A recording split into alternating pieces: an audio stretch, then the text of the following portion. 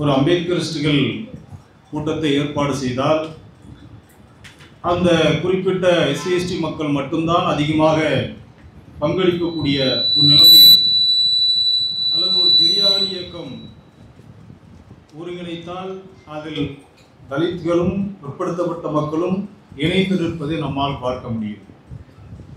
ஆனால் மார்க்சிய படிப்பு வட்டம் அல்லது மார்க்சிய அகாடமி என்கிற இந்த அமைப்பு ஏற்பாடு செய்கின்ற இந்த கூட்டத்தில் அத்துணை தரப்பட்ட மக்களும் இணைந்து நிற்கின்ற இந்த நிலைமையை பார்க்கும் பொழுது உள்ளபடியே மகிழ்ச்சியாக இருக்கிறது.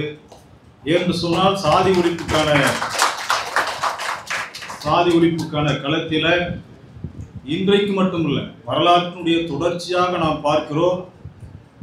பல்வேறு கட்ட போராட்டங்களில் இன்றைக்கு தீண்டாமொழி முன்னணி தொடர்ந்து வலியுறுத்தக்கூடிய பல தலைவர்கள், அவர்கள் உள்ளிட்ட பல தோழர்கள் தலித் அல்லாத சமூகத்தில் பிறந்திருந்தாலும் கூட தலித் மக்களுக்காக அந்த உணர்வோடும் அந்த உரிமையோடும் தொடர்ந்து போராடக்கூடிய பல தலைவர்கள் இடதுசாரி தலைவர்களாக, மார்க்சிய தலைவர்களாக தான் இன்றைக்கு நாம் கண்கூடாக பார்க்கிறோம். அப்படிப்பட்ட மார்க்சிய அமைப்பு ஒன்று இந்த கூட்டத்தை நடத்துவதில் பெரும் மகிழ்ச்சியாக இருக்கிறது. இன்றைக்கு நாம் தொடர்ந்து பார்க்கின்றோம், இந்திய அளவில் பல்வேறு விவாதங்கள் ஒரு பக்கம் போய்கொண்டிருந்தாலும் கூட தலித் மக்களுடைய பிரச்சனைகள் பற்றி, அவருடைய சவால்கள் பற்றி, அவருடைய எதிர்காலம் பற்றி இன்றைக்கு பேசக்கூடிய அந்த நிகழ்வு என்பது மிக மிக சுருங்கி கொண்டிருப்பதை நாம் பார்க்க முடிகிறது. அல்லது ஒருவேளை தலித் மக்களை பற்றியோ அம்பேத்கரை பற்றியோ பேசுவதற்கான ஒரு கூட்டம் நடத்தினால் அங்கு அம்பேத்கரை பற்றி பேசுவதை நம்மால் பார்க்க முடியவில்லை. கூட்டணி கணக்குகளைத்தான் பேசுகின்ற ஒரு நிலைமையை நாம் கண்கூடாக நம்மால் பார்க்க முடியும். ஆனால் அதை தாண்டி இந்த மக்களுடைய பிரச்சனைகளை பற்றி பேசுவதற்கு இன்றைக்கு ஒரு மிக முக்கியமான இந்த களத்தை தேர்வு செய்ததற்காக என்னுடைய நெஞ்சார்ந்த வாழ்த்துக்களை நான் தெரிவித்துக் கொள்கிறேன். தோழர்களே, இன்றைக்கு பல்வேறு பிரச்சனைகள் இருந்தாலும் கூட எனக்கு கொடுக்கப்பட்டிருக்கக்கூடிய தலைப்பு என்பது சமூக நீதி என்கிற அந்த தலைப்பு, குறிப்பாக இடஒதுக்கீடு என்கிற அந்த தலைப்பு. இடஒதுக்கீட்டை பொறுத்த மட்டில் இன்றைக்கு அதுதான் எந்த காலத்திலும் ஒரு மிக முக்கியமான ஒரு பிரச்சனையாக, அல்லது ஐஐடி போன்ற பெரிய நிறுவனங்களில் கூட இடஒதுக்கீடு என்று வந்துவிட்டால் உடனே உயர்கல்வி நிறுவனங்களில் கொந்தளிக்கின்ற ஒரு போக்கை நம் கண்கூடாக நம்மால் பார்க்க முடிகிறது. அவர்களுக்கு இடஒதுக்கீட்டுக்கான ஒரு போராட்டத்தை, இடஒதுக்கீடுக்கு எதிரான ஒரு போராட்டத்தை நடத்த வேண்டும் என்று சொன்னால் உடனடியாக அவருடைய போராட்டம் என்பது ஒரு செருப்பு தைக்கின்ற தொழிலாளியை போல எல்லாரும் உட்கார்ந்து செருப்பு தைக்கின்ற போராட்டம், அல்லது துடைப்பத்தை எடுத்துக்கொண்டு துடைக்கின்ற ஒரு போராட்டத்தை. இதுதான் அவர்களுடைய எதிர்ப்பு என்பது. அதுதான் எங்களை போன்ற தோழர்கள்லாம் எங்களுடைய அடையாளமாகவே அதுதான் மாறி இருக்கிறது. என்னுடைய தாத்தா ஒரு செருப்பு தைக்கின்ற தொழிலாளி, என்னுடைய அம்மா ஒரு தூய்மை தொழிலாளி, துப்புரவு பணியாளர். அப்போ இவங்கெல்லாம் இப்படி எடுத்துட்டு போராட்டம் பண்ணும்போது நாங்கள்லாம் இப்படி தான் ஆகணும் இனிமே அப்படின்னு அவங்கெல்லாம் போராடும் பொழுது அப்போ நாங்கள்லாம் என்ன செய்யறது? காலம் முழுக்க நாங்கள் இதுக்காகவே போராடிட்டு இருக்கிறோமே, இதுதான் எங்களுடைய அடையாளமாக இருக்கிறது. அப்போ நாங்களாம் என்ன பண்றது? இந்த காலத்தில் இன்று வரைக்குமே 2 தொழில்கள் மட்டும் மாறவே இல்லை.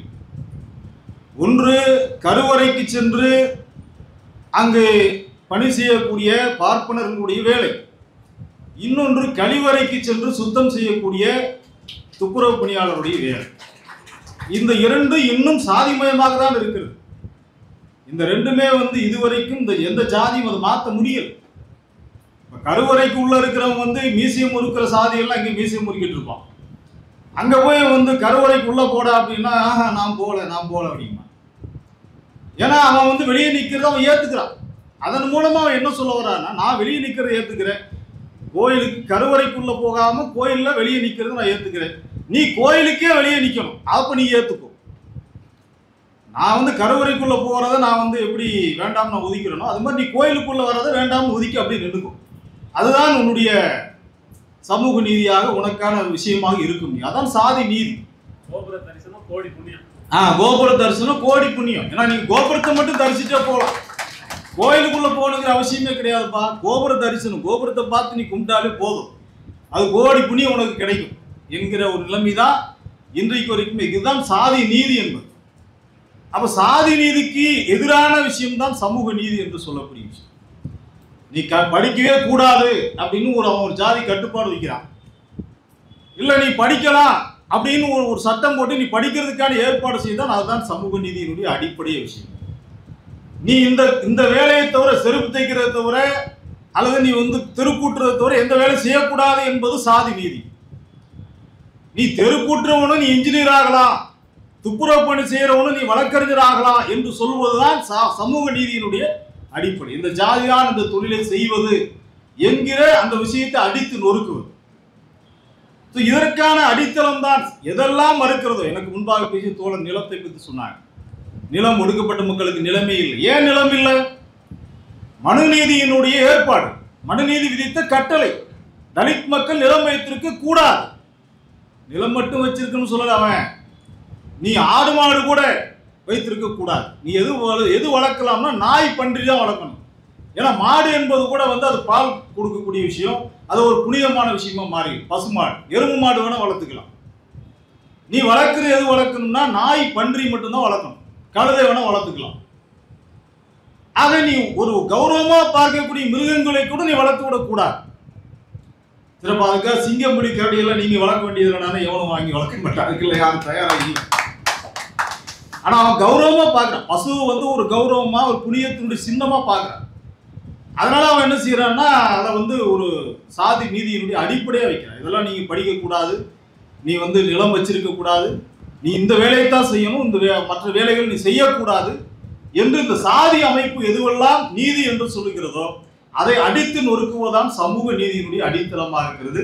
அந்த சமூக நீதியினுடைய அடித்தளமாக தான் புரட்சியாளர் அம்பேத்கர் அவர்கள் இந்திய சமூகத்தை பொறுத்த மட்டும் அம்பேத்கரை தவிர்த்து விட்டு நீங்கள் சமூக நீதி பற்றி பேச முடியாது, தென்னிந்தியாவில் பெரியாரை தவிர நீங்கள் அவரை தவிர்த்து விட்டு நாம் சமூக நீதி பற்றி பேச முடியாது.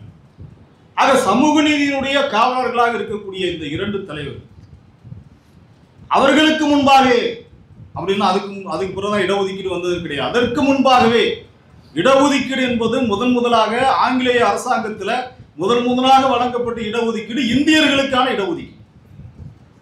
இந்தியர்களுக்கான, ஏன்னா நீங்க எல்லாமே பிரிட்டிஷ்காரங்களே இருக்கிறீங்க, அப்ப நாங்கெல்லாம் இப்ப அங்க வேலை செய்யறது, எங்களுக்கு கொஞ்சம் வேலையை கொடுங்க, எங்களுக்கு வேலை வாய்ப்பு கொடுங்க என்று கேட்கும் பொழுது முதல் இடஒதுக்கீடு இந்தியர்களுக்கான இடஒதுக்கீடு. அந்த இந்தியர்களுக்கான இடஒதுக்கீட்டை முழுக்க அபகரித்துக் கொண்டவர்கள் பார்ப்பனர்கள் தான், பிராமணர்கள் தான் என்பது மாற்று கருத்து இல்லை. ஆகவேதான் ஒரு கட்டத்துக்கு மேல குரல் வருகிறது. கோலாப்பூர்ல சாகு மகாராஜாவுடைய ஆட்சியில கேட்கிறாங்க, ஏங்க எல்லாம் இருக்கிறது எல்லாமே பிராமணர்களா இருக்கிறாங்க, நாங்கெல்லாம் எங்க போறது, எங்களுக்கெல்லாம் வேலை வாய்ப்பு எதுவுமே இல்லையான்னு பிற்படுத்தப்பட்ட மக்கள் கேள்வி வருகிறது. அந்த பிற்படுத்தப்பட்ட மக்களுடைய கேள்வி வரும் பொழுது அதை பரிசீலித்து இது நியாயமான விஷயம்தான் என்று அதற்கு பிறகு 1919க்கு பிறகுதான் கோலாப்பூருடைய மகாராஜாவுடைய சமஸ்தானத்தில் முதலாக இடஒதுக்கீடு என்பது வழங்கப்படுகிறது. அதற்கு பிறகு 1931 பிரிட்டிஷ் இந்தியாவில் குறிப்பாக மெட்ராஸ் பிரசிடென்சியில சென்னை மாகாணத்தில் இடஒதுக்கீடு என்கிற முறையே நீதி கட்சியினுடைய போராட்டங்களுக்கு பிறகு இடஒதுக்கீடு என்பது அமுலாக்கப்படுகிறது. இப்படியெல்லாம் அமுலாக்கினாலும் கூட அந்த அமுலாக்கம் என்பது சரியாக இருந்ததா என்று நாம் பார்த்தோம்னா நிச்சயமா சரியாக சொல்ல முடியாது. அதிலும் குறிப்பாக தலித் மக்களுக்கான இடஒதுக்கீடு எந்த அளவுக்கு சரியாக இருந்தால் அது ஒரு பேரளவிலான இடஒதுக்கீடாக இருந்ததை தவிர பெரும்பாலும் அந்த இடஒதுக்கீட்டை யாரும் சரியான முறையில் அமுல்படுத்தவே இல்லை. அதன் பிறகு பிரிட்டிஷ் ஆட்சி முடிந்து இந்தியா சுதந்திரம் பெற்ற பிறகு அரசியலமைப்பு சட்டத்தை வகுத்ததற்கு பிறகுதான் ஒரு குறிப்பிட்ட அளவில் அவர்களுக்கான இடஒதுக்கீட்டை கண்டிப்பாக நீங்கள் அமுல்படுத்த வேண்டிய கட்டாயம் இருக்கிறது என்பதை அன்றைக்கு ஒரு மிகப்பெரிய பல போராட்டங்கள் மூலமாக தான் கொண்டு வந்தார்கள்.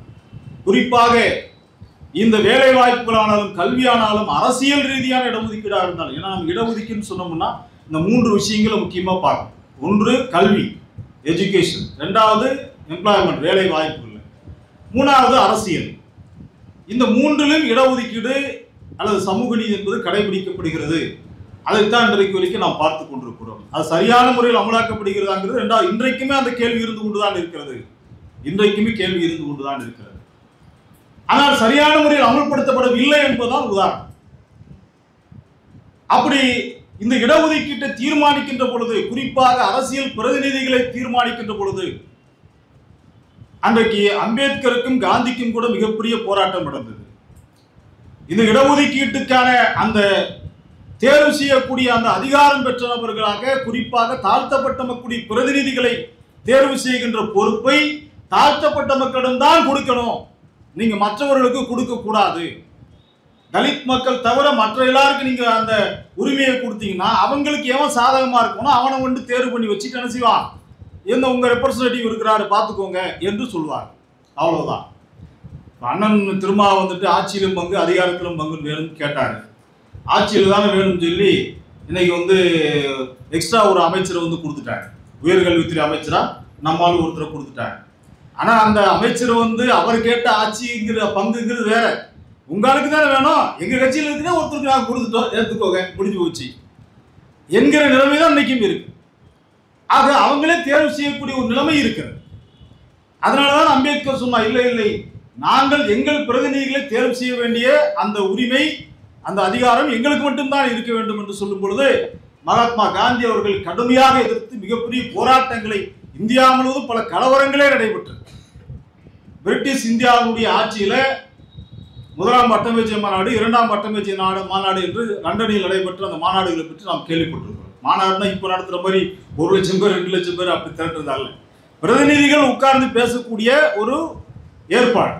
அந்த வட்டமேசை மாநாட்டில் தலித் மக்களுக்கான அரசியல் அதிகாரம் பற்றி பேசும்பொழுது தலித் மக்களுக்கான பிரதிநிதிகளை தேர்வு செய்ய வேண்டிய அந்த அதிகாரம் தலித் மக்களுக்கு தான் இருக்க வேண்டும், மற்றவர்களுக்கு இருக்கக்கூடாது.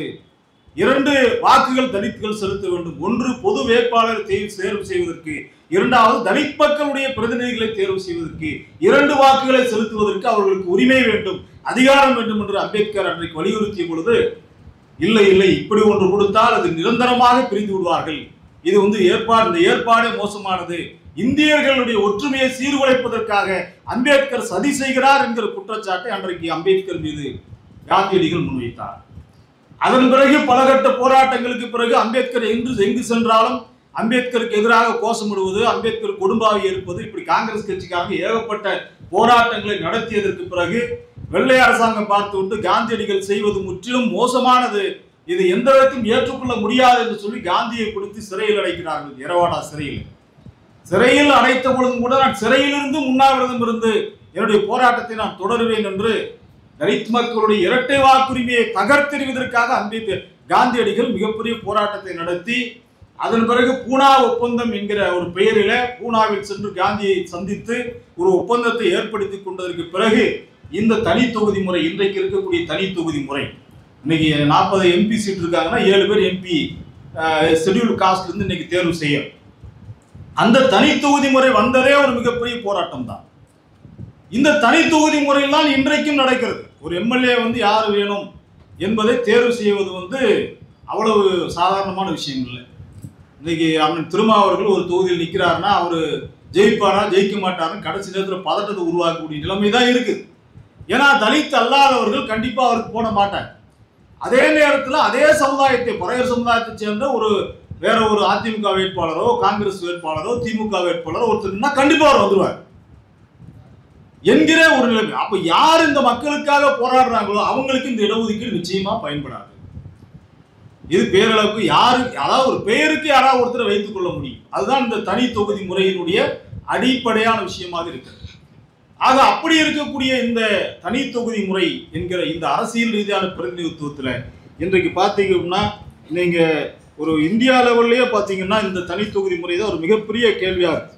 நீங்க பார்லிமெண்ட் சீட்ல 543 சீட் இருக்குது அப்படின்னா ஜெனரல் தொகுதி கிட்டத்தட்ட 412 தொகுதி, ஷெட்யூல்டு காஸ்டுடைய தொகுதி வந்து 84 தொகுதி. நான் சொல்றது ஆல் இண்டியா லெவல் MP சீட்டு பாராளுமன்ற வேட்பாளர் 84 பேர் இருக்கிறார். ஷெட்யூல்டு ட்ரைப்ஸ் ST பழங்குடி மக்கள் 47 பேர் இருக்கிறார். இவங்கெல்லாம் சேர்த்தோம்னா தான் நமக்கு 543 என்கிற இந்த எண்ணிக்கை கிடைக்கும். தலித் மக்களுடைய பிரதிநிதிகள் 84 பேர் இருக்கிறாங்க, மறந்து விடக்கூடாது, 84 பேர். ஆனால் இன்றைக்கும் நிலைமை என்னன்னா, ஏதாவது ஒரு ஊர்ல எங்கேயாவது ஒரு இடத்துல ஒரு ஜாதி மாறி திருமணம் முடித்ததுக்காக எங்கேயாவது ஒரு தலித் வந்து தினம் வெட்டி கொலை செய்யப்பட்டு கொண்டுதான் இருக்கிறான். ஆனா பார்லிமெண்ட்ல எங்கேயாவது அந்த பிரச்சனை பத்தி பேசுறாங்களா? ஒருத்தர் இல்லை. இன்றைக்கும் பல கிராமங்கள் ஜாதி மயமாகத்தான் இருக்கிறது. ஊர் வேறு சேரி வேறு என்று ஊருக்குள் செருப்பணிந்து கூட போக முடியாத நிலைமை. சமீபத்தில் கூட உடுமலைப்பேட்டை பக்கத்துல ஒரு ராஜாவூர் என்று சொல்லக்கூடிய ஒரு பகுதியில் செருப்பணிந்து கூட போக முடியும். இந்த நிலைமை இன்றைக்கும் நீடிக்கிறது. இந்த பிரச்சனைகளை பற்றி பேசுவதற்கு நாடாளுமன்றத்தில் இருக்கின்ற தலித் எம்பிக்கள் யாராவது பேசியிருக்காங்கன்னா ஒருத்தர் கூட பேச. நான் சொல்வது ஆளுங்கட்சி எதிர்கட்சி எல்லா எம்பிக்களையும் தான் சொல்றேன். ஆக 543ல 84 பேர் எஸ்சி இருக்கிறாங்க, 47 பேர் எஸ்டி பழங்குடி மக்கள் இருக்கிறாங்க. கிட்டத்தட்ட இவங்களே ஒரு 131 பேர் வந்துறாங்க. இவங்க நினைச்சாங்கன்னா இன்றைக்கு நாடாளுமன்றத்தில் ஸ்தம்பிக்க வைக்க முடியும். ஆனால் அவங்களால சுதந்திரமா செயல்பட முடியுமா? நிச்சயமா முடியாது. இன்றைக்கு நம்முடைய தமிழ்நாட்டுடைய நிலைமை என்ன? தமிழ்நாட்டில் வந்து எங்கேயாவது ஒரு இடத்துல எப்படியாவது ஒரு பிரச்சனை நடந்து கொண்டு தினந்தோறும் ஒடுக்கப்பட்ட மக்களுடைய பிரச்சனைகளை தொடர்ந்து நாம் பார்த்து கொண்டுதான் இருக்கிறோம்.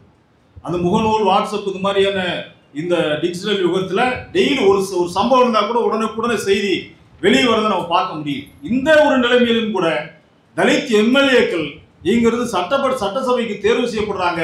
எந்த அடிப்படையில் தேர்வு செய்யப்படுறான்னா அவன் எஸ்சிங்கிறதுனால மட்டும்தான் தேர்வு செய்யப்படுறான்.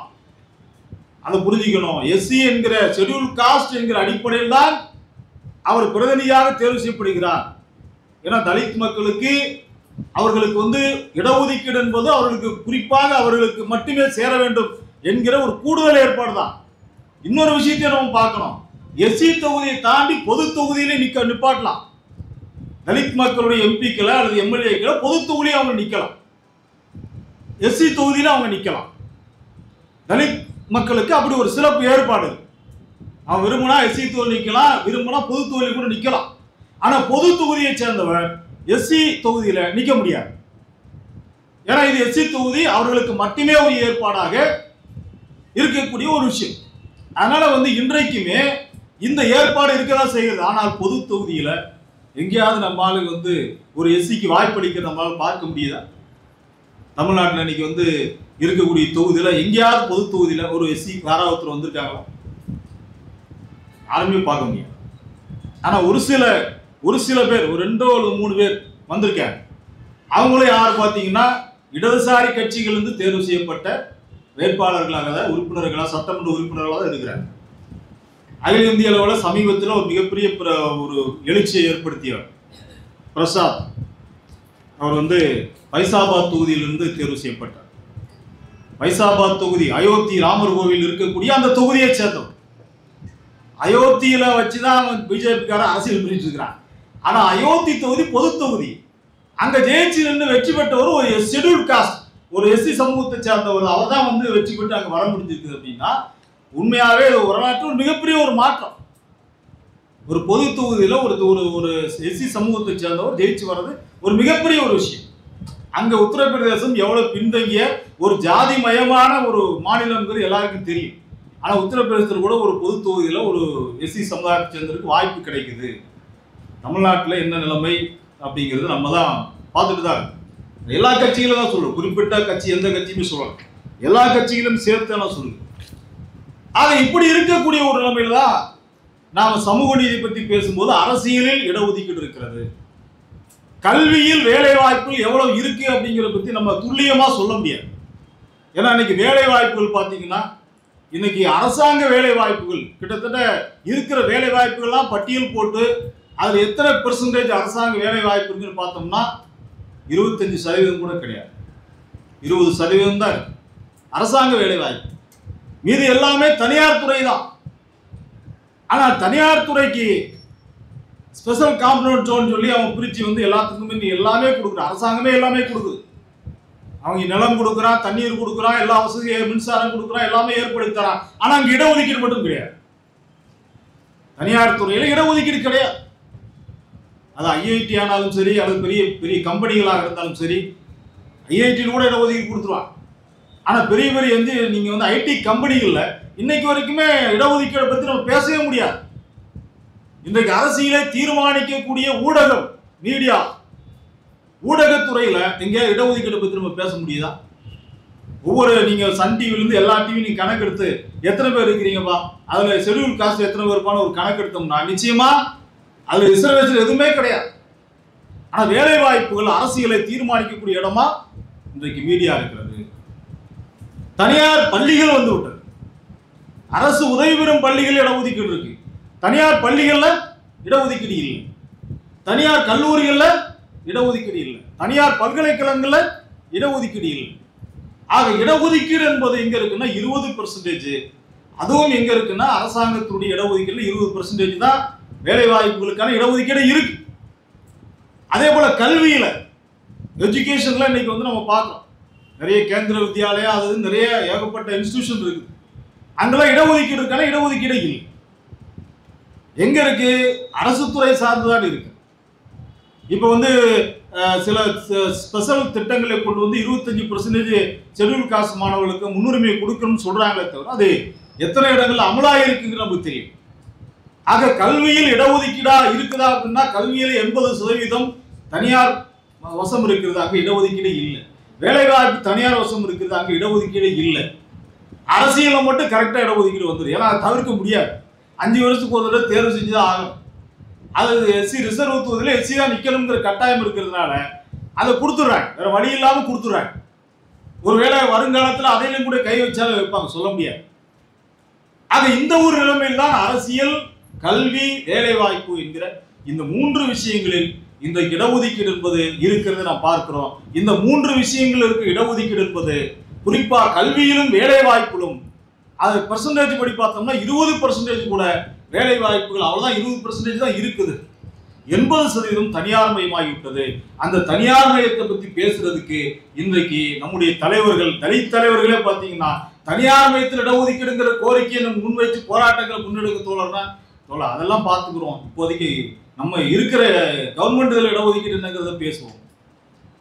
தனியார் துறை இடஒதுக்கீடு பத்தி பேசுறதுக்கு பெரிய பெரிய கட்சிகள், பெரிய பெரிய தலைவர் சொல்லிக்கிறவங்க கூட தனியார் துறை இடஒதுக்கீடுக்கு பேசுறதுக்கு தயாராக இல்லை.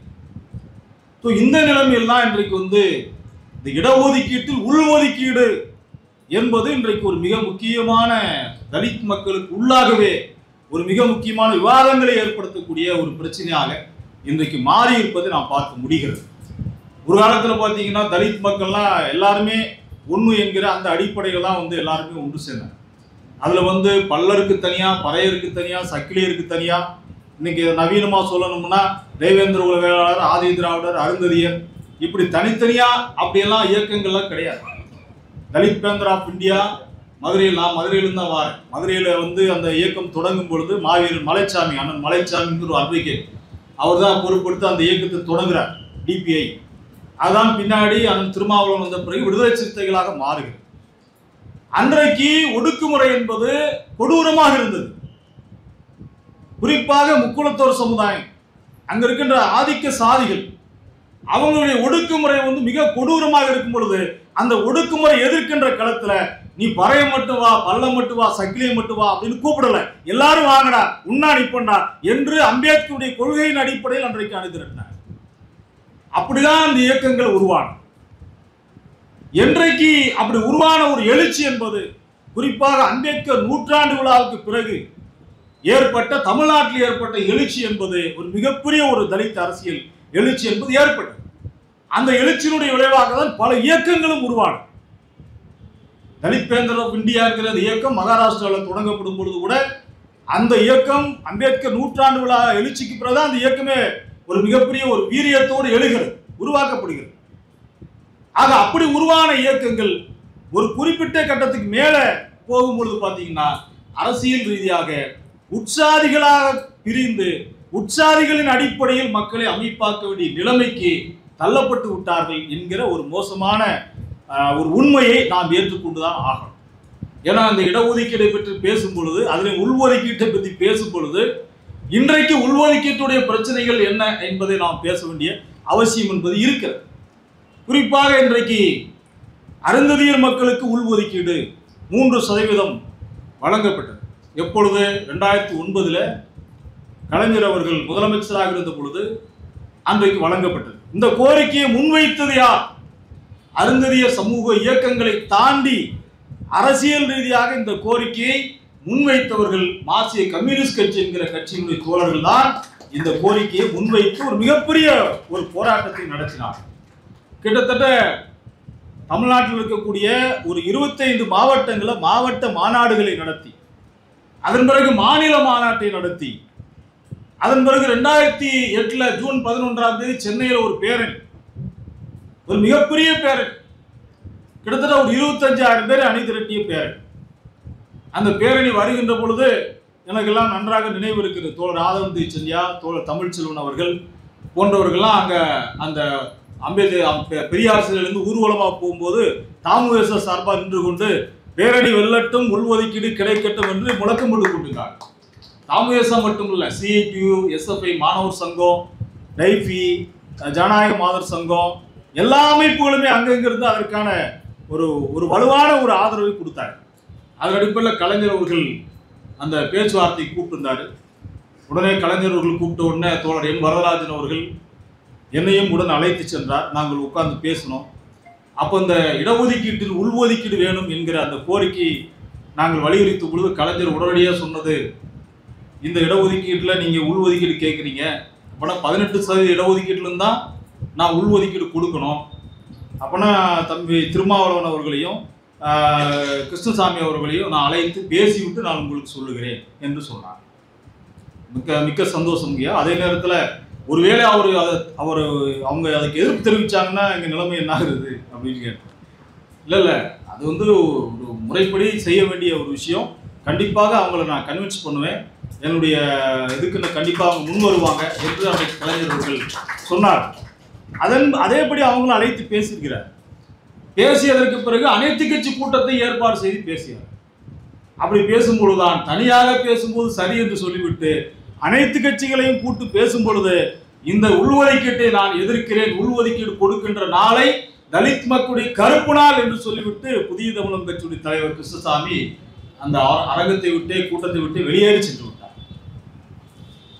ஆனால் உள்ஒதுக்கீடு கொடுப்பதில் இருக்கின்ற சிக்கல்களை எல்லாம் எடுத்து சொல்லிவிட்டு இதையும் தாண்டி நீங்கள் கொடுத்தால் நான் கண்டிப்பாக ஆதரிக்கிறேன், முதலில் கையெழுத்துகிறேன் என்று சொல்லி அண்ணன் திருமாவளவன் அவர்கள் அன்றைக்கு அந்த இடஒதுக்கீட்டை ஏற்றுக்கொண்டார். அது உண்மையாக ஒரு மிகப்பெரிய ஒரு மாற்றத்தை ஏற்படுத்தி அனைத்து கட்சிகள், எல்லா கட்சிகளுமே, பிஜேபிக்காரங்க கூட ஏற்றுக்கிட்டாங்க.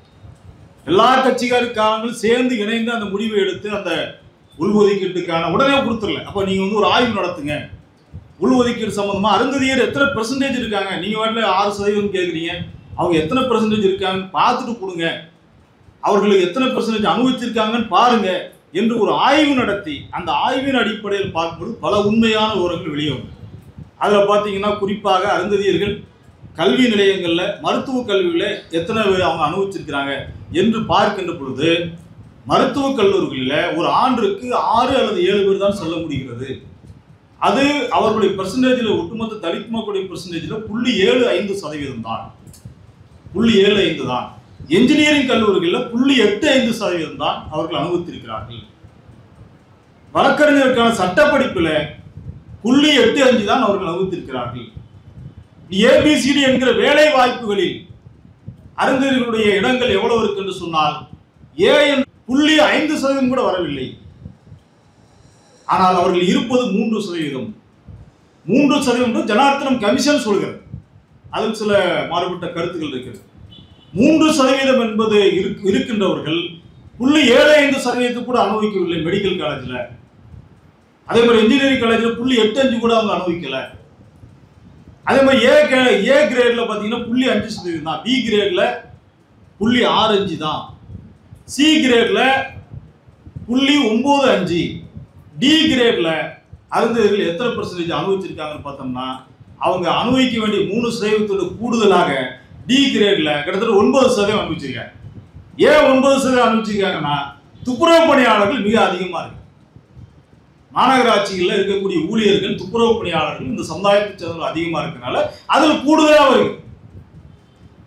ஆக இந்த உண்மைகளை எல்லாம் பட்டியலிட்டு இதுவரைக்கும் ஒருத்தர் கூட உயர்நீதிமன்ற நீதிபதியாக வரல, மாவட்ட நீதிபதியாக கூட யாருமே வரல, நீதித்துறையில் அவருடைய பங்கு 0, பல்கலைக்கழகங்களில் துணைவேந்தரா ஒருத்தர் கூட வரல, செனட் மெம்பர் கூட யாருமே இல்லை, சிண்டிகேட் மெம்பர் யாருமே இல்லை என்கிற விவரங்கள் எல்லாம் எடுக்கிறாங்க.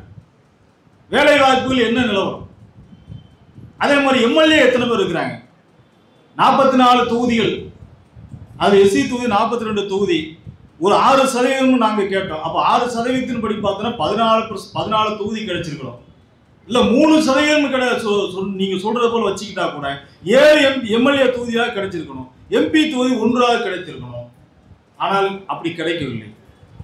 3 தொகுதி அல்லது 2 தொகுதி தான் எம்எல்ஏக்களே கிடைக்குது, எம்பி தொகுதி அதுவும் கிடைக்கிறதே கிடையாது என்கிற இந்த புள்ளி விவரங்கள்லாம் சேகரித்த பிறகுதான் சரி இதில் ஒரு நியாயம் இருக்கிறது, அவர்கள் கேட்பது நியாயமான கோரிக்கை என்கிற அடிப்படையில் தான் அந்த உள்ஒதுக்கீட்டை கலைஞர் அவர்கள் ஏற்றுக்கொண்டு அதற்கான அரசாணையை இன்றைய முதலமைச்சராக இருக்கின்றவர் சட்டமன்றத்தில் நிறைவேற்றி அந்த அரசாணை மூலமாக இடஒதுக்கீடு சட்டம் வந்தது.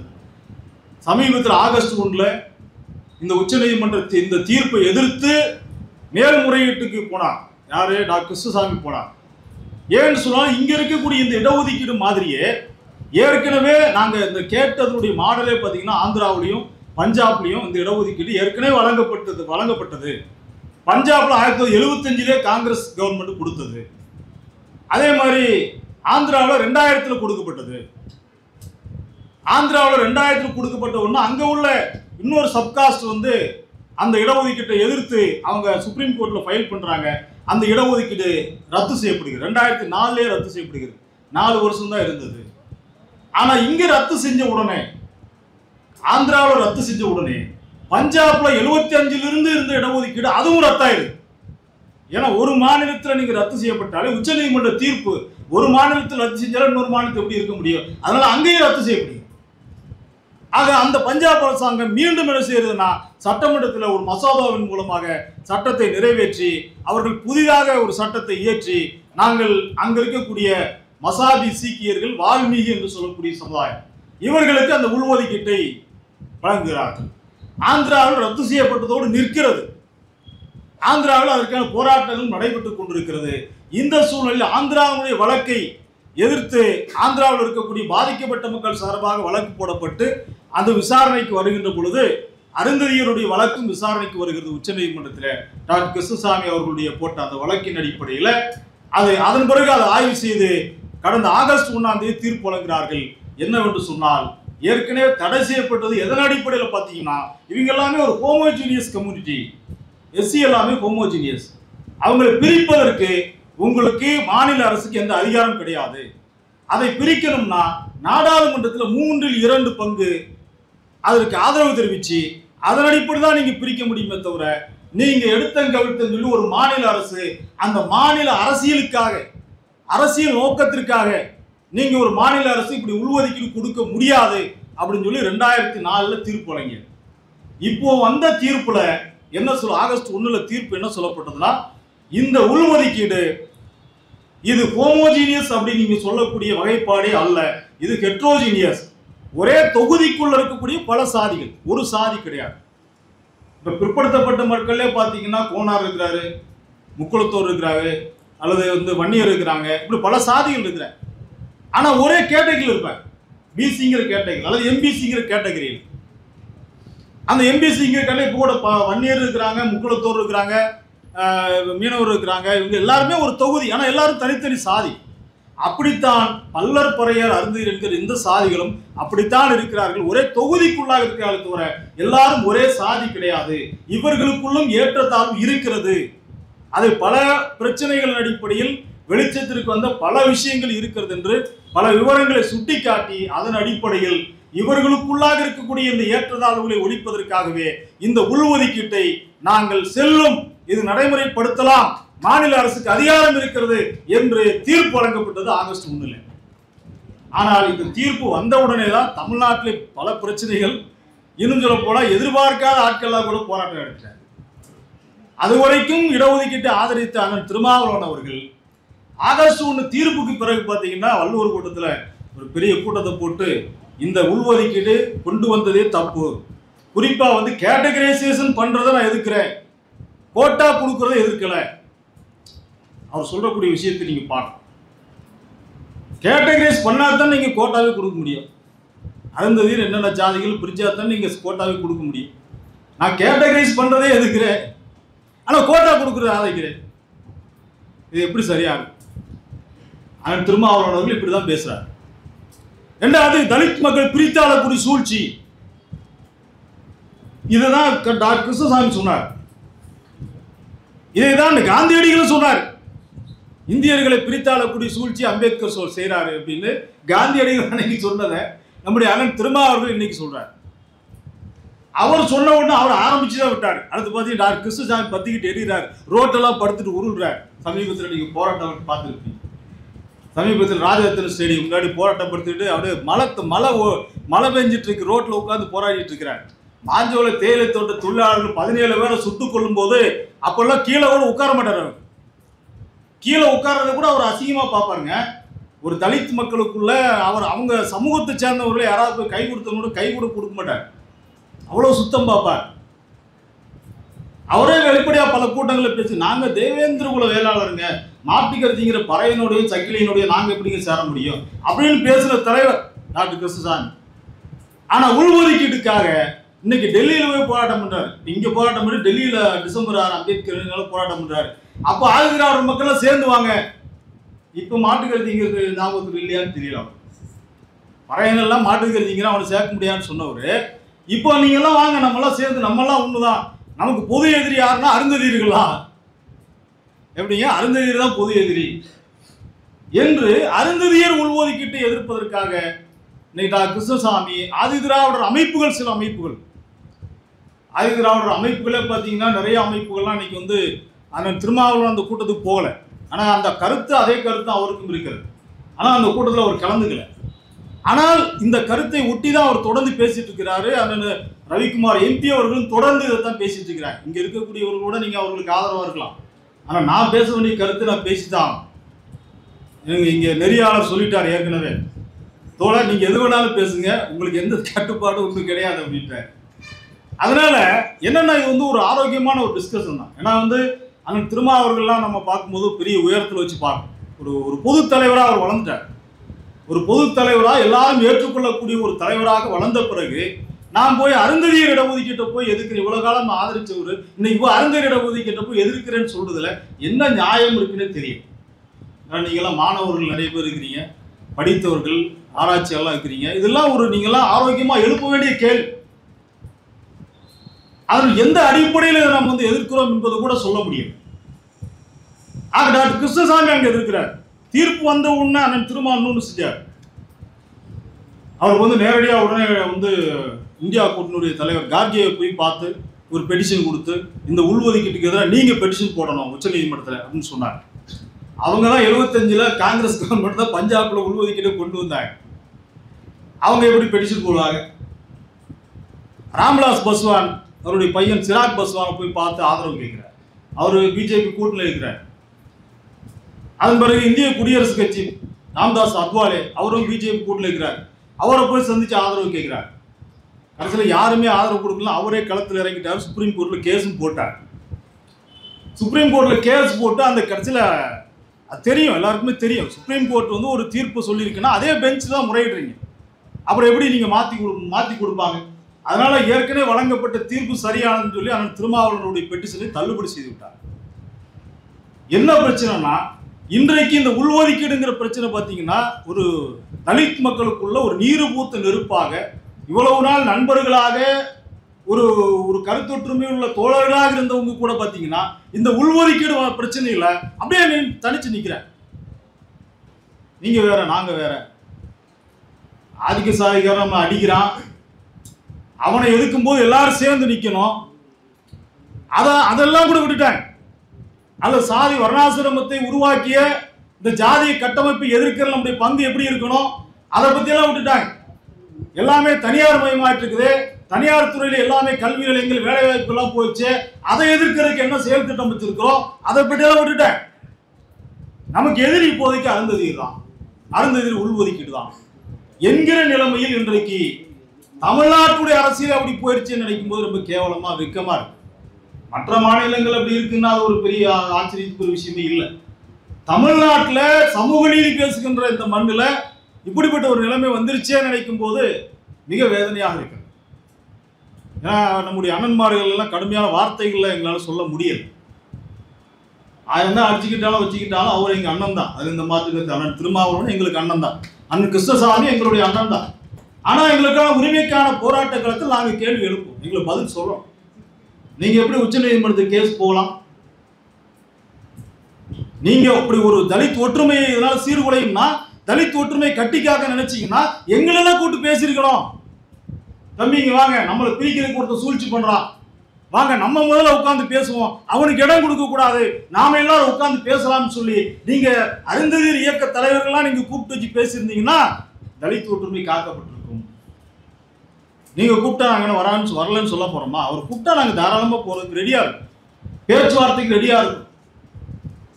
ஆனால் அதையெல்லாம் விட்டு நாடு கடந்து மொழி கடந்து பல மாநிலங்களில் போய் சந்திக்கிறீங்க தலைவர்களை. இங்க இருக்கக்கூடிய தலைவர்கள் மத்தியில் ஒரு ஒருமித்த கருத்தை உருவாக்குவதற்கு எந்த முயற்சியும் எடுக்கவில்லை. இதை நான் பகிரங்கமாக குற்றம் சாட்டுகிறேன். அண்ணன் திருமாவர்கள் மீது பகிரங்கமாக நான் குற்றம் சாட்டுகிறேன். நீங்கள் சமூக நீதியை பற்றி நீங்கள் எப்படி பேச முடியும்? அதே நேரத்தில் இன்னொரு விஷயம் நடந்துச்சு. எல் முருகன் வந்து பேசுறார், அவர் ஒரு கூட்டத்தில் பேசினார், சமூக நீதியை பற்றி பேசுறதுக்கு திருமாவளவனுக்கு தகுதியே இல்லைன்னு சொன்னார். 7 நியூஸ்ல வந்து பேட்டி கூப்பிட்டாங்க. சமூக நீதியை பற்றி பேசுவதற்கு உள்ஒதுக்கீடு எதற்காக, ஒரு விஷயத்துக்காக அண்ணன் திருமாவளவனுக்கு தகுதி இல்லைன்னு சொல்றதுக்கு உனக்கே தகுதி இருக்குது. முருகனை நீ யாரையா, இது எங்க அண்ணன் தம்பிக்குள்ள நாங்கள் பேசுவோம்யா என்று நாங்கள் பேசுவோம். நாங்கள் பொது அவையில் அண்ணன் திருமாவளவர்கள் விட்டுக் கொடுக்க மாட்டோம். அதே நேரத்தில் எங்களுடைய உரிமைக்கான முழக்கத்தை யாருக்காகவும் விட்டுக் கொடுக்க மாட்டோம். நாங்கள் முழங்கி கொண்டுதான் இருப்போம். இவங்க 2 பேரை தவிர்த்து இப்போ புதுசா ஒருத்தர் வந்திருக்கார், சீமான். பேரை சொன்னாலே அதிலிருந்து தான் கேள்விப்பட்டிருக்கோம். பேரை சொன்னால சிரிக்கிற கூட்டத்தை இங்கதான் பாக்குறேன். சீமான் அவர் வந்து இப்ப புதுசா வந்து அவர் சில பேப்பர் எல்லாம் காட்டுறார். இங்க பாருங்க, அருந்ததிக்கு தான் எல்லாமே போகுது, எல்லா இடங்களும் அவங்களுக்கு தான் போகுது, பல்லருக்கு வந்து 0, பறையருக்கு 0, உங்களுக்கெல்லாம் முட்டைலாம் போட்டிருக்காங்க, நீங்களாம் கூமுட்டை ஆயிட்டீங்க அப்படின்னு சொல்லி 2 சமுதாயத்தையும் ஏற்றி விடுறாரு. அதற்கு அருந்ததியர் இடஒதுக்கீட்டை எதிர்ப்பதற்கு என்ன காரணம் சொல்லுவாங்கன்னா, அவங்களாம் தெலுங்கர்கள், அவங்களாம் கன்னடம் பேசுறவங்க. புதுசா ஒரு விஷயத்தை கண்டுபிடிச்சிட்டார். தமிழ்நாட்டில் அருந்ததியர்கள் ஆதி தமிழர்கள் என்பதற்கான சான்றுகள் பல விஷயங்கள் இருக்குது. அதை நாங்கள் இன்னைக்கு புதிய வாய்ப்புகள், இன்றைக்கு பல புதிய புத்தகங்கள், எழுத்தாளர் மதிவண்ணன் கூட சமீபத்தில் ஒரு புத்தகம் படிக்கிட்டு இருக்காரு. எதை பற்றியும் படிக்கிறதே இல்லை, எதை பற்றியும் படிக்காம அடிச்சு விடுறது அவருக்கு கை வந்த கிளையாச்சு. அதனால நம்ம சொல்ல வேண்டிய அவசியம் இல்லை. ஆனால் இப்படி ஒரு பல்லர் பறையர் சமூகங்கள் மத்தியில் இப்படி ஒரு விஷயத்தை வந்து உருவாக்கிட்டு இருக்கேன். அதாவது ஒடுக்குமுறைக்கு ஒரு மொழியையும் கருவியாக மாற்ற முடியும் என்பதற்கு உதாரணம் இதுதான். நீ ஒடுக்கிறதுக்கு வந்து ஒரு மொழியை எப்படி நீ கருவியாக மாற்ற முடியும்? அருந்ததியர் ஒடுக்குறதுக்கு உனக்கு மொழி தான் கிடைச்சதா? இன்னைக்கு எத்தனை பேர் எத்தனை மொழி பேசுறோம் இங்க வந்து வியாபாரம் பண்றான்? தமிழ்நாட்டில் எத்தனை கம்பெனிகள் இருக்கு? அப்போலோ ஹாஸ்பிட்டல் யாருடைய கம்பெனி? எவ்வளவு பெரிய பிசினஸ் இங்க ஓடிட்டு இருக்கு. அவங்களை பத்தி நீ ஏதாவது பேச முடியுமா? நீ இருக்கிற சினிமா துறையிலிருந்து கேரளாவில இருந்து, கர்நாடகாவில இருந்து, ஆந்திராவில இருந்து நடிகைகளை கொண்டு வந்து இறக்குறீங்களா? அதெல்லாம் உங்களுக்கு வெக்கமா தெரியலையா? அப்பெல்லாம் உனக்கு தமிழ் மலையாளம் இதெல்லாம் பேச முடியல. விஜயலட்சுமி பத்தி பேசும்போது உனக்கு அது ஞாபகம் இல்லையா? விஜயலட்சுமி பேசும்போது உனக்கு அந்த தமிழ் தெலுங்கு எல்லாம் உனக்கு வராது. அருந்ததியர் பேசும்போது மட்டும் வந்துடும். எவ்வளவு பெரிய மோசடி பாருங்க. அப்போ இப்படிலாம் ஒரு பல பொய்யான ஓரங்களை வந்து சொல்றாங்க. இப்போ நான் வந்து தகவல் அறிவு உரிமை சட்டத்தில் நம்ம தோழர்கிட்ட சொல்லி நீங்கள் இதெல்லாம் வந்து உண்மையாங்க, நீங்கள் யோசிச்சு பாருங்கள், உடனே தகவல்களை கேளுங்க. தகவல் உரிமை சட்டத்தில் கவர்மெண்ட் வந்து வாங்கியிருக்கு. எனக்கு கிடைச்ச தகவல் வந்து ஒரு சில மெடிக்கல் காலேஜில் மட்டும் நான் வந்து ஒரு தகவல் அறியும் சட்டத்தில் போட்டணும். அதில் பார்த்தீங்கன்னா சென்னையில் இருக்கக்கூடிய கண் மருத்துவமனை, அதில் வந்து எஸ்சி ப்ரொஃபஸர்ஸ் வந்து 2 பேர் தான் இருக்கிறாங்க. SC professor, assistant professor, professor 2 பேருமே சேர்ந்து 2 பேர் தான். பல்லர்லேருந்து ஒருத்தர், பறையர்லேருந்து ஒருத்தர், அருந்ததியிலேருந்து யாருமே இல்லை. பல் மருத்துவம் சென்னையில் இருக்கக்கூடிய பல் மருத்துவக் கல்லூரியிலிருந்து, அரசு பல் மருத்துவக் கல்லூரி, அதில் பார்த்தீங்கன்னா பல்லர் சமுதாயத்திலேருந்து 2 பேர் இருக்கிறாங்க, பறையர் சமுதாயத்திலேருந்து 15 பேர் இருக்கிறாங்க. அதை 2ஆக பிரிச்சுக்கிறான். ஆதி திராவிடருங்கிறது 13 பேர், பறையருங்கிறது 2 பேர், இப்படி 2ஆக பிரித்து கொடுத்துருக்காங்க. 15 பேர். அருந்ததியர் வந்து 0, யாருமே இல்லை. அதே மாதிரி கிருஷ்ணகிரி மாவட்டத்தில் அங்கே பார்த்தீங்கன்னா பல்லர் பறையர் சமுதாயங்கள் அப்படி மொத்தமாக கொடுத்துருக்காங்க 6 பேர். அருந்ததியிலிருந்து ஒரே ஒருத்தர் மட்டும். திருவண்ணாமலை மெடிக்கல் காலேஜிலிருந்து பல்லர் சமுதாயத்திலிருந்து 3 பேர், அருந்ததியர் சமுதாயத்திலிருந்து 21 பேர். சாரி, அருந்ததியர் இல்லை, பறையர் சமுதாயத்திலிருந்து 21 பேர், பல்லர் சமுதாயத்தில் 3 பேர், பறையர் சமுதாயத்தில் 21 பேர், SCA அருந்ததி சமுதாயத்தில் வெறும் 3 பேர். தஞ்சை மருத்துவக் கல்லூரிகளில் பல்லர் 2 பேர், பறையர் 2 பேர், அருந்ததியில் 0. அதே மாதிரி நாமக்கல் அருந்ததியில் அடர்த்தியாக வாழக்கூடிய ஒரு பகுதி, அங்கே நிலைமை பார்த்தீங்கன்னா பல்லர் சமுதாயத்திலேருந்து 4 பேர், பறையர்லேருந்து யாருமே இல்லை 0, அருந்ததியிலேருந்து 0. மதுரை மெடிக்கல் காலேஜில் பல்லர்லேருந்து 5 பேர், பறையர்லேருந்து 0, அருந்ததியில் ஒரே ஒருத்தர். இதுதான் நிலைமை. நீங்கள் மெடிக்கல் காலேஜினுடைய பல் மருத்துவக் கல்லூரியில் 15 பேர் இங்கே இருக்கிறாங்க, அருந்ததியில் 0 தான். சென்னையில் வந்து எல்லா மெடிக்கல் காலேஜிலும் 0வாக தான் இருக்கேன், எங்கேயுமே இல்லை. எங்கே இருக்கான்னு மதுரையில் ஒரே ஒருத்தர் இருக்காரு, திருவண்ணாமலையில் 3 பேர் இருக்கிறாங்க. மொத்தமே பார்த்தீங்கன்னா 4 பேர் தான் இருக்கு. இது வரைக்கும் கிடைச்ச தகவல். நான் மெடிக்கல் காலேஜ் ப்ரொஃபஸர், அசிஸ்டன்ட் ப்ரொஃபஸரில் மொத்தமே 4 பேர் தான் இருக்கிறாங்க. ஆனால் நீங்கள் மொத்த எண்ணிக்கை பார்த்தீங்கன்னா 100 பேர் இருக்கிறாங்க, 100 பேருக்கு மேலே இருக்கிறாங்க. இதுவும் கூட இப்போ வந்திருக்குன்னா இப்போ வந்திருக்கிற இந்த SCAன்னு வந்த பிறகு கிடைச்ச இடங்கள் வந்த அதுக்கு முன்னாடி 0 தான். அப்போ டோட்டலாக பார்த்தீங்கன்னா SC கம்யூனிட்டிக்குள்ள நீங்க பார்த்தீங்கன்னா 16 இடங்கள் கொடுக்கும்.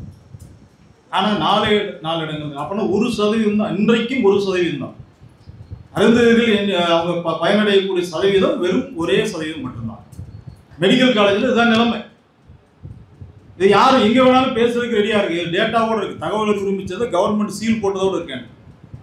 ஆனால் சீமான் போன்றவர்கள் பார்த்தீங்கன்னா அப்படியே வச்சுட்டு படம் காட்டிட்டு இருக்காங்க. நேருக்கு நேரம் விவாதிப்பதற்கு வாங்க, உட்காந்து பேசுவோம். அப்போ இவங்களுக்கு பிரச்சனை என்ன அப்படின்னா, இப்போ நான் வந்து உங்கள்கிட்ட பேச வந்தது மிக முக்கியமாக டைம் இல்லை. மிக முக்கியமான ஒரு விஷயம் என்னன்னா, இந்த இடஒதுக்கீட்டில் உள்ஒதுக்கீடு கொடுக்குற இந்த பிரச்சனைகள்ல தலித் மக்களுக்குள்ள இப்படி ஒரு பிரச்சனைகள் உருவாயிட்டு இருக்குது. நீங்கள் மாணவர்கள்லாம் நீங்க என்ன பண்றீங்க? இந்த பிரச்சனைகளை சரி செய்வதற்கு ஏதாவது வாய்ப்புகளை ஏன் மார்க்சிய கம்யூனிஸ்ட் கட்சியோ அல்லது தோழமை இயக்கங்களோ, ஏன் திமுகவோ ஏன் இதற்கான ஏற்பாடுகளை செய்யவில்லை? திமுக கூட்டணியில் தான் அவர் இருக்காரு. ஏன் நீங்க கூட்ட வச்சு பேசலாம்ல?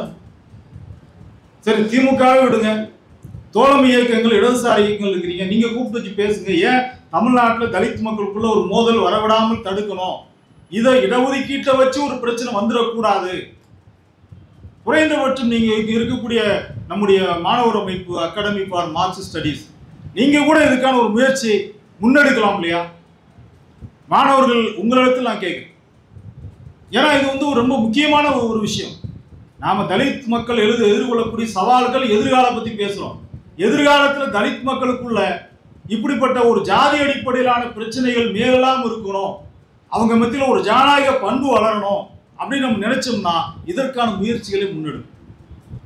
ஒரு ஜனநாயக ரீதியா உட்கார்ந்து பேசி தலித் மக்களுக்குள்ள இந்த பிரச்சனை வராமல் தடுப்பதற்கான நடவடிக்கைகளை எடுப்பதற்கு நீங்கள் முயற்சி மேற்கொள்ள வேண்டும் என நான் இங்க இருக்கக்கூடிய நம்முடைய அமைப்பினுடைய தோழர்களை நான் உரிமையோடும் அன்போடு நான் கேட்டுக்கிறேன். ஏன்னா உங்களை மாதிரியான மாணவர் சக்தி நினைச்சா மட்டும்தான் இதெல்லாம் நடக்கும். ஏன்னா சில பேர் தவறான புள்ளி உரங்களை கொடுத்து தவறான முறையில் வழி நடத்துறாங்க. ஆனால் எந்த நிலையிலும் தலித் மக்களுக்குள்ளாக நாங்கள் யார் பொது எதிரி என்பதை தெளிவாக நாங்கள் உணர்ந்தவர்கள். ஏனென்று சொன்னால் நான் வெறும் அம்பேத்கரிஸ்ட் மட்டுமல்ல, நான் மார்க்சிஸ்டாகவும் இருக்கிறேன், பெரியாரிஸ்டாகவும் இருக்கிறேன். ஆகவே எங்களுக்கு யார் பொது எதிரி என்பதை எங்களுக்கு நன்றாக தெரியும். எங்களுக்கு எப்படி இந்த இடஒதுக்கீட்டினுடைய நியாயத்தை பற்றி பேச தெரிகிறதோ, இங்கு எப்படி நாங்கள் பேசுகிறோமோ அதே போன்ற ஒரு பண்போடும் நாகரிகத்தோடும் தலைவர்களிடத்திலும் எங்களுக்கு பேச தெரியும். இதை ஒரு பிரச்சனையாக ஆக்க விரும்பவில்லை.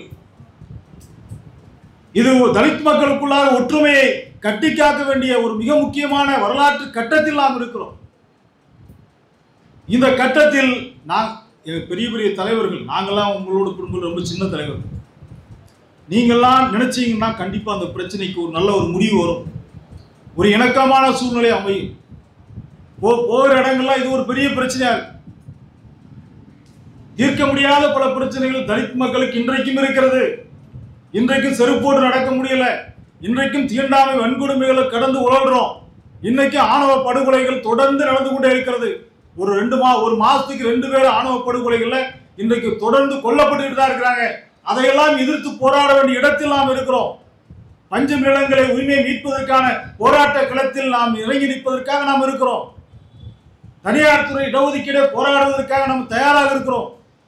ஆனால் இந்த பிரச்சனைகள் எல்லாம் விட்டுவிட்டு அருந்ததியர் இடஒதுக்கீடு என்கிற பிரச்சனை மட்டும், அதுவும் குறிப்பாக இதுல மிக முக்கியமா திமுக திட்டுறதை தவிர அவங்களுக்கு வேற வழியே இல்லை. திமுகவும் மார்க்சிஸ்ட் கட்சியும் தொடர்ந்து நீங்க முகநூல்ல பாத்தீங்கன்னா கலைஞரே தெலுங்கரு அதனால அவர் கொடுத்தாரு சொல்லி கலைஞரே ஒரு முத்தமிழ் அறிஞர் நம்ம பேசுறோம், அவரே தெலுங்கர் ஆகிட்டாங்க முகநூல் வாசியும். அப்போ இந்த மாதிரியான ஒரு போக்கு என்பது எந்த ஒரு விதத்திலும் தலித் மக்களுடைய ஒற்றுமையை அது கட்டி காக்காது. ஒற்றுமை மட்டும் இல்ல, இன்றைக்கு இருக்கக்கூடிய மிகப்பெரிய சவால் தலித் மக்களுடைய ஒற்றுமை என்பது மிகப்பெரிய சவால். நாம் எதுவும் செய்ய வேண்டாம், ஒரு ஒற்றுமையோட எல்லா தலித்துகளும் இடதுசாரிகளும் ஒருமித்த கருத்தோடு ஒற்றுமை உணர்வோடு இருந்தால் மட்டும் போதும். அதுவே எதிராளிகளுக்கு மிகப்பெரிய பலமாக இருக்கும், அவர் பயத்தை ஏற்படுத்தும்.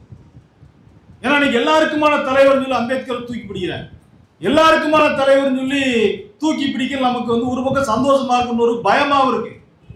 எப்படி அம்பேத்கர் காவி கொடி இந்த பக்கம் வச்சுக்கிட்டு அம்பேத்கரையும் தூக்கி பிடிக்கிறானே, இவனை எப்படி நம்ம நம்புறது?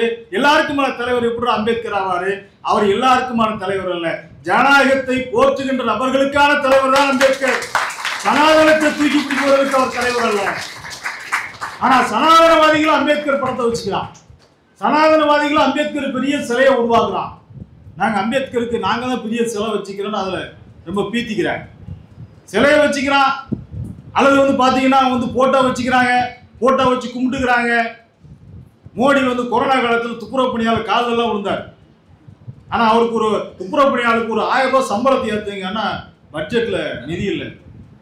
துப்புரவு பணியாளர் காலில் விழுவதுக்கு மட்டும் அவருக்கு இருக்க, காலில் விழுந்து அவங்கள காலை வாரி விடுறதுக்கு தயாரா இருக்க. ஆனா எந்த சூழ்நிலையும் அவருடைய வாழ்க்கை மேம்படுவதற்கு அவர்கள் தயாராக இல்லை. அதுபோல அம்பேத்கர் இன்றைக்கு ஒரு நல்ல கமாடிட்டியாக மாறிவிட்டார், ஒரு நல்ல பிராண்ட். அவர் அம்பேத்கர் சொன்னால் இன்னைக்கு நல்ல பிராண்டா இருக்கு. அது விஜய்க்கு கமர்ஷியலா ஒரு ஹீரோங்கிறனால அவருக்கு நல்லாவே தெரிஞ்சிருச்சு, அம்பேத்கரை பயன்படுத்தினா தான் நம்ம வர முடியும் அப்படின்னு. அதனால அம்பேத்கர் நீங்க நினைக்கிற மாதிரியான கமாடிட்டி தலைவர் அல்ல, அவர் கருத்தியல் தலைவர். அவரை நீங்க எந்த சூழ்நிலையும் நீங்க உங்களுக்காக ஆக்கிவிட முடியாது. ஏன்னா வாஞ்சிநாதன் சுதந்திர போராட்ட தியாகிங்கிறான் வாஞ்சிநாதன் எப்ப செத்தான்? வெள்ளைக்கார துறை ஆஸ் துறை என்று சொல்லக்கூடிய ஒரு ஆங்கிலேயரை சுட்டு கொண்டதுனால அவரு தியாகி ஆயிட்டார். வெள்ளைக்கார துறை ஆஸ் துறையை ஏன் சுட்டு கொண்டாரு? ஏன்னா வெள்ளைக்கார அந்த கலெக்டர் பொது வீதியில ஒரு தலித் பெண்ணுடைய ஒரு பிரசவ வழியால் துடித்துக் கொண்டிருந்த ஒரு பெண்ணை அக்ரகாரத்தின் வழியாக அந்த பெண்ணை அழைத்து சென்று வந்து விட்டார். அவருடைய வண்டியில குதிரை வண்டியில ஏற்றி கொண்டு வந்து விட்டார். அக்ரகாரத்தின் வழியாக எப்படி ஒரு சக்கிலிய பெண்ணை நீ அழைத்து வரலாம்? தீட்டுப்பட்டு விட்டது. இந்த அக்ரகாரத்தின் வழியாக அந்த ஆகம விதிகள்லாம் அவன் விதித்து விட்டான். ஏன்னு சொன்னோம்னா இவனு மாட்டு கருத்திங்கிறவன், அதனால இவனுக்கு இந்த விதிகளை பத்தி ஆகம வேதங்களை பத்தி தெரியல. ஆகவே இந்த வெள்ளைக்காரனை சுட்டு கொன்னாதான் நம்முடைய வேதங்களும் மந்திரங்களும் காக்கப்படும் என்கிற அடிப்படையில் ஆஸ்துரையை சுட்டு கொன்றான் வாஞ்சிநாதன் என்கிற அந்த ஒரு இளைஞர். ஆனா பாத்தீங்கன்னா வாஞ்சிநாதன் இன்னைக்கு சுதந்திர போராட்ட தியாகி. எதுக்கு கொண்டான்னு தெரியாது. நம்மளுக்கு வெள்ளைக்காரன் சுட்டா போதும் அவன் தியாகி ஆயிடுறான். வெள்ளைக்காரன் சுட்டால அவன் தியாகி தான். வெள்ளைக்காரன் எதுக்கு சுட்டான் அதை பத்தி யோசிக்க மாட்டான். அது மாதிரி பிஜேபி காரன் அம்பேத்கர் தூக்கி பிடிக்கிறான். புதுசா வந்திருக்கவங்க அம்பேத்கர் தூக்கி பிடிக்கிறான். அவர் யாருக்காக தூக்கி பிடிக்கிறாங்க? ஆகவே இந்த நிலையில் இருந்தால் அம்பேத்கர் நமக்கு விட்டு சென்ற அந்த பாதையில் நின்றுதான் யார் நமக்கு எதிரி யார் நமக்கு நண்பர்கள் என்பதை புரிந்து கொண்டு அதன் அடிப்படையில் சமூக நீதிக்கான போராட்ட களத்தில் உள்ஒதுக்கீடு என்பது தவிர்க்க முடியாது. உள்ஒதுக்கீடு என்பது இன்றைய காலத்திற்கு தேவையானது. காலத்தின் தேவையை உணர்ந்து உள்ஒதுக்கீடு வழங்கப்பட்டிருக்கு. ஒருவேளை கொடுத்தவனுக்கு பல நோக்கங்கள் இருக்கலாம். இன்னைக்கு அதுவும் சொல்றாங்க, பிஜேபிக்காரன் நம்மளை பிரிக்கிறதுக்காக கொடுக்குறான், அவனுக்கு அந்த நோக்கம் இருக்கலாம். ஆனால் இன்னைக்கு இது தேவையான விஷயமா இருக்குல்ல. ஒரு மாநில அரசுக்கு அதிகாரம் கொடுக்கக்கூடிய ஒரு தீர்ப்பு. நீங்கள் தமிழ் தேசியம் பேசியவர்கள் மாநில அரசுக்கு அதிகாரம் கொடுக்கக்கூடிய தீர்ப்பை வரவேற்கத்தான் செய்யணும். நான் ஒரு பக்கம் தமிழ் தேசியம் பேசுறேன், ஆனா மாநில அரசுக்கு ஒரு அதிகாரம் கொடுத்தா ஏத்துக்கிற மாட்டேன். அது மத்திய அரசு கைகள் தான் இருக்கணும். அதை பிரிக்கக்கூடிய கொடுக்கக்கூடிய அதிகாரம் மாநில அரசு கொடுக்க கூடாது என்று எப்படி அண்ணன் திருமாவளவர்கள் சொல்ல முடியும்? இது நியாயமான விஷயமா? இந்த நிலையில் இருந்தால் உள்ஒதுக்கீட்டுக்கான போராட்டங்களும் கேள்விகளும் தொடர்ந்து இருந்து கொண்டிருக்கிறது. உள்ஒதுக்கீட்டை மட்டுமே வைத்து எந்த தலைவரையும் நாம் சிறுமைப்படுத்தக் கூடாது. எந்த தலைவரும் நமக்கு எதிரியாக பார்க்க வேண்டிய அவசியம் இல்லை. அந்த விஷயங்களை தாண்டி நிறைய தலைவர்கள் இருக்கிறார்கள் என்கிற அரசியல் புரிதலோடு தான் நாங்கள் பார்க்கிறோம். அந்த அடிப்படையில் தான் சமூக நீதி என்கிற அந்த இடஒதுக்கீடு பல்வேறு கட்டங்களில் சிக்கலை எதிர்கொண்டு வந்திருக்கிறது. அதில் மிக முக்கியமான இடத்துல எப்படி பிசியிலிருந்து எம்பிசி உருவாக்கும் பொழுது பிசி மக்கள் அமைதி காத்தாங்களோ, அல்லது பிசியிலிருந்து முஸ்லிம்களுக்கு கொடுக்கும் போது பிசி யார் எதிர்ப்பு தெரிவிக்கலையே. முஸ்லிம்களுக்கு கொடுக்கணும்னா பிசியில இருந்தாலும் கொடுக்க முடியும். ஏற்கனவே அவங்க பிசியில தானே இருந்தாங்க. இப்ப புதுசா ஒன்று வந்திருக்காரு. நீங்க தனி ஒதுக்கீடா கொடுங்க, பொது தொகுதியிலிருந்து கொடுங்க. அவங்களுக்கு எஸ்சியிலிருந்து நீங்க கொடுக்காதீங்க. நீங்க எஸ்சி ஒதுக்கீடு கொடுக்கறதா பிரச்சனை அப்படின்னா, ஏற்கனவே எஸ்சியில தானே இருந்தாங்க. எந்த வீட்டில் இருக்கிறோமோ அந்த வீட்டில இருந்தா பிரிச்சு கொடுக்க முடியும். ஊர்ல பொது இடம்னு ஒண்ணு இருக்கு. ஊர்ல இருக்கிற பொது இடத்துல போய் எனக்கு வீடு கட்டி கொடுன்னு போனோம்னா ஊர்க்காரங்க சண்டைக்கு வருவானா இல்லையா? அவன் எந்த இடத்துல இருக்கானோ, அந்த எந்த வீட்டில் இருந்தானோ அந்த வீட்டுல தான் அவனுக்கு இடத்த பிரிச்சு கொடுக்க முடியும். அண்ணன் தம்பி இருக்கிறோம்னா அண்ணன் தம்பிகள் அந்த வீட்டுக்குள்ள பிரிக்க முடியும். சரி, அப்படியே ஒரு வச்சுக்கிட்டா கூட பொது இடத்தில் இடஒதுக்கீடு கேட்பு என்பது அருந்ததி இடஒதுக்கீடு வரும்போது மட்டும் ஏன் நீங்க அப்படி சொல்றீங்க? அது எல்லாரும் சேர்ந்து போராட வேண்டிய விஷயம் தானே. அப்ப எல்லாரும் பொது இடத்திலிருந்து இடஒதுக்கீடு வாங்குவதற்கு எல்லாரும் சேர்ந்து வாங்க. அண்ணன் கிருஷ்ணசாமி அவர்களை வாங்க, அண்ணன் திருமாவளவன் அவர்களை வாங்க, சீமானு வாங்க. எல்லாரும் சேர்ந்து பொது இடத்திலிருந்து தாழ்த்தப்பட்ட மக்கள் இடஒதுக்கீட்டை 18 இருந்து 25 உயர்த்துவோம், அல்லது 30 உயர்த்துவோம். அதுக்கே நீங்க வர மாட்டேங்கிறீங்க என்கிற இந்த கேள்விகள் எல்லாம் இருக்கிறது. ஆக இந்த உள்ஒதுக்கீட்டினுடைய உண்மைகளை புரிந்து கொண்டு இந்த உள்ஒதுக்கீட்டுக்கு ஆதரவாக இது சமூக நீதிக்கான ஒரு தத்துவத்தினுடைய காலத்தின் தேவை என்பதை இங்க இருக்கக்கூடிய மாணவர்கள், ஆராய்ச்சியாளர்கள் நீங்கள் கண்டிப்பாக புரிந்து கொள்வீர்கள்.